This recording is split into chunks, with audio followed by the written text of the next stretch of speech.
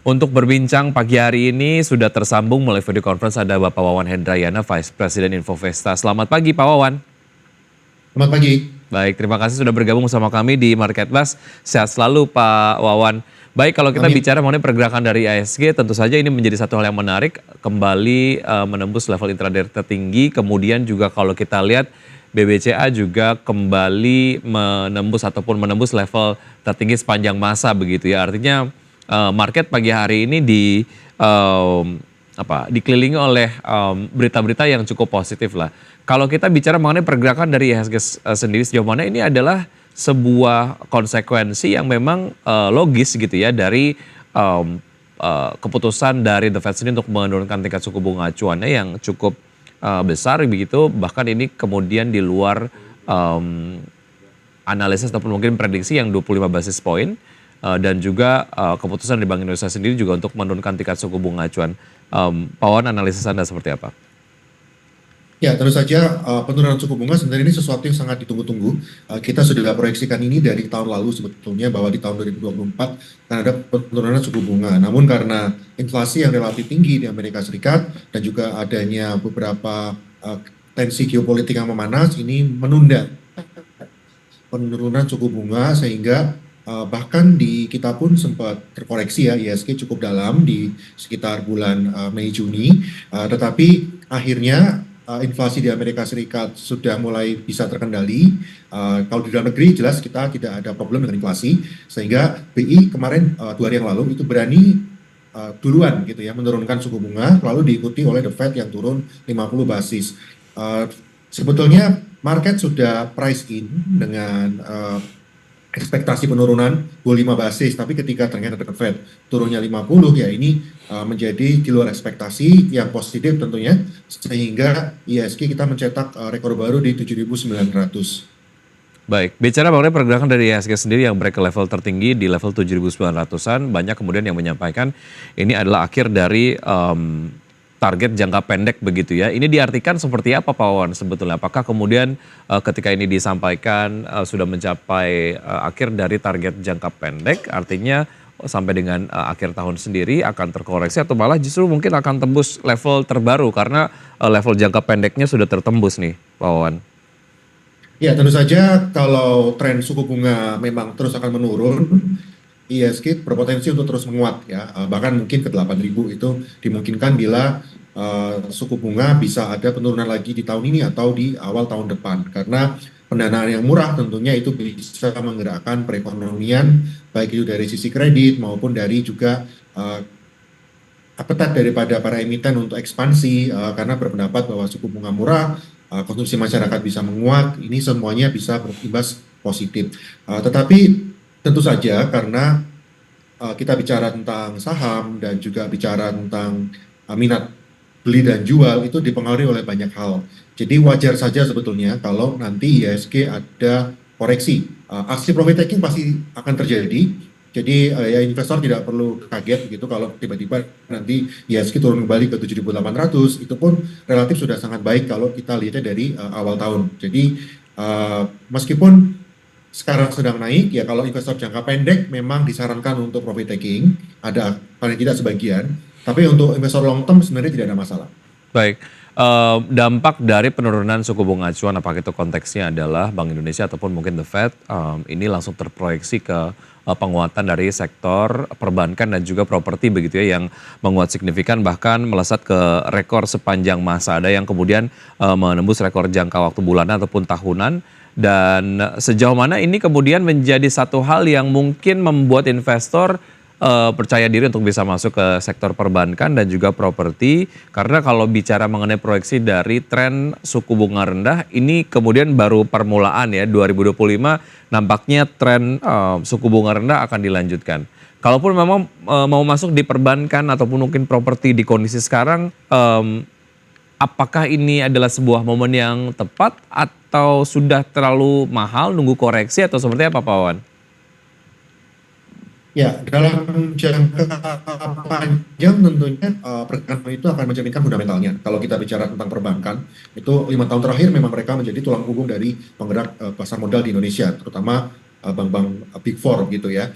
Jadi kalau perbankan pun, apalagi suku bunga mau turun, kita bisa lihat laporan keuangan mereka masih sangat baik, pertumbuhan kredit tahun ini double digit, ya harusnya secara pendapatan mereka akan naik secara signifikan di tahun 2024 ini, dan mungkin di 2025 juga kinerjanya masih akan sangat baik juga. Jadi perbankan saya tetap sarankan untuk investor sebagian besar dari portfolionya adalah saham-saham perbankan. Mhm. Tapi kalau untuk properti ini agak berbeda dengan perbankan. Jadi kalau perbankan itu trennya sedang naik, kalau properti itu stagnan cenderung turun ya. Hmm, Kalau bicara 5 tahun terakhir, jadi saham-saham properti itu on average valuasi murah sekali, tetapi murah itu mencerminkan juga proyeksi atau ekspektasi investor terhadap hmm. pergerakan saham-saham tersebut. Jadi memang kalau saat ini masih menarik sekali karena murah ya, jadi banyak yang masuk naik tinggi. Tapi saya sarankan investor yang tertarik untuk masuk ke saham properti yaitu harus memiliki rambu-rambu yang lebih jelas. Jadi Baik. kalau perbankan bisa dipegang long term, kalau properti mungkin wait and see dan kalaupun masuk sebagai diversifikasi. Oke, ada LPKR, SMRA, dan juga BSD. Ini adalah saham-saham properti yang melesat pasca Fed memangkas suku bunga acuan ya. Ketiga saham ini menurut Anda um, masuk ke kriteria saham properti yang direkomendasikan nggak, Pak Wawan? Ya, tentu saja saham-saham properti dipandang menarik ya, Hmm. tetapi sekali lagi investor sebaiknya ya betul-betul melihat apakah betul dengan adanya penurunan suku bunga penjualan daripada properti ini meningkat, karena fokusnya sebenarnya itu. Eh, Asumsinya kan kalau suku bunga turun, bunga KPR turun, masyarakat lebih lebih mampu untuk melakukan pembelian properti karena lebih murah dari sisi pembiayaan. Hmm. Tetapi eh, lebih sebaiknya wait and see ya, karena belum tentu suku bunga turun, minat beli properti langsung naik juga, Hmm. itu Hmm. juga kita harus melihat dulu. Walaupun memang ada insentif terkait dengan PPN yang ditanggung oleh pemerintah ya, Pak Wawan. Anda tetap melihat kemudian ini disikapi normatif saja gitu untuk sektor properti. Ya, karena memang tidak dapat dipungkiri ada pergeseran juga pada masyarakat kita ya, terutama generasi muda terkait pembelian properti. Mhm. Jadi tetap harus dicermati dulu sebelum Mhm. kita masuk, dan kalaupun masuk sebaiknya itu dana memang bisa masuk untuk long term gitu, karena Baik. ya kita masih berharap industri properti akan bangkit, tetapi paling tidak kalau dari saat ini valuasi yang murah sekali itu mencerminkan ekspektasi yang juga relatif rendah. Baik. Artinya banyak hal yang perlu disisir lah ya, kalau kita kemudian memutuskan untuk bisa masuk ke saham-saham berbasis properti, potensial upside-nya seperti apa, harganya seperti apa, kemudian juga ada hal-hal lain yang sifatnya fundamental ataupun mungkin sentimen-sentimen makro yang mempengaruhi pergerakan di saham berbasis properti. Bicara mengenai saham perbankan, artinya pertimbangan tadi jika kemudian kita bandingkan dengan properti ini sangat-sangat berbeda ya. Artinya langsung masuk aja harga terakhir walaupun mungkin sudah terjadi penguatan signifikan Pak Wawan. Ya, kalau untuk long term nggak masalah ya. Oke. Kalau kita bicara saham perbankan, misalnya BCA begitu, Mhm. yaitu tahun ini sudah all time high beberapa kali menembus 10.000, 10.500, sekarang 10.900. Jadi sebetulnya untuk long term tidak masalah, bisa Hmm. masuk, karena agak berbeda dengan properti. Kalau perbankan itu baik revenue atau pendapatan maupun net income itu terus menunjukkan pertumbuhan, dan juga masih ada pertumbuhan dari sisi nasabah, pertumbuhan dari sisi dana pihak ketiga dan seterusnya. Jadi untuk perbankan itu masih akan sangat baik. Jadi saya rasa silakan kalau mau masuk asal long term. Kalau yang lebih short term ya tidak ada salahnya juga kalau menunggu ketika ada aksi profit taking, itu saya rasa juga akan terjadi ya, karena memang naik sudah tinggi. BCA itu bahkan mungkin sudah 15%-an tahun ini. Jadi ya wajar saja kalau ada profit taking dulu. Oke, analisis yang sama ataupun rekomendasi yang sama untuk saham perbankan yang second liner Pak? Atau hanya kemudian Anda melihat ini untuk yang first liner saja? Ya, kalau untuk perbankan itu second lender-nya juga tetap menarik ya. Hmm. Ada saham NISP, Bank Niaga, bahkan Bank Danamon itu masih menunjukkan pertumbuhan pendapatan yang signifikan, Hmm. meskipun mungkin tidak sebesar yang Big Four-nya, tetapi juga secara pendapatan ROI fundamental ini masih menarik. Jadi bisa masuk kalau memang sebagai diversifikasi, kalau memandang saham-sahamnya big cap ini sudah terlalu besar. Baik, kalau kita ingin menyisir saham perbankan yang second liner begitu ya, selain kemudian valuasi harganya cocok atau enggak dengan dompet investor, kalaupun memang ingin masuk, fundamentalnya juga kemudian harus dilihat, apalagi yang harus dilihat dan juga harus menjadi concern nih, Pak Wawan, untuk saham-saham perbankan second liner jika kemudian investor tertarik untuk masuk.